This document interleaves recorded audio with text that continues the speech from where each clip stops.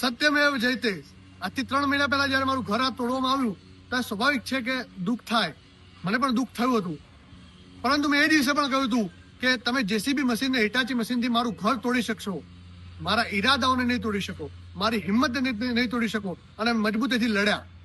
એના પરિણામ સ્વરૂપે આજે રાજ્ય સરકાર દ્વારા જે જાહેરાત કરવામાં આવી છે કે રબારી વસાહતોના 1100 પ્લોટો અને એની અંદર આવેલા 25 થી વધુ મકાનો કે જેમને માલિકી હક મળવા જઈ રહ્યા છે. ત્યારે આનંદની લાગણી એ છે કે આ ઘરની કુરબાની એ એળે નથી ગઈ અને 1100 પ્લોટ અને 2500 જેટલા પરિવારોને ન્યાય મળ્યો છે. આ ન્યાયની લડાઈમાં અમારી સાથે અમારે મજબૂતીથી સમર્થન કરનાર એ તમામ કોંગ્રેસ પક્ષના નેતાઓ કે જે વિધાનસભાના ફ્લોર સુધી અમારી અવાજ ઉઠાવ્યો તેમનો આ તબક્કે અમે આભાર વ્યક્ત કરીએ છીએ. સાથે સાથે અમારા સાધુ સંતો મહાત્માઓ જે અમારા વિસ્તારની મુલાકાતે આવ્યા અને દુઃખમાં અમારી સાથે ઉભા રહેવાનું કામ કર્યું અને સરકાર સુધી અમારી અવાજ પહોંચાડી તેમનો પણ આભાર વ્યક્ત કરીએ છીએ. સાથે સાથે અમારા સામાજિક આગેવાનો જેમને પણ અમારી અવાજ મજબૂતીથી સરકાર સુધી પહોંચાડી તેમનો પણ આભાર વ્યક્ત કરીએ છીએ.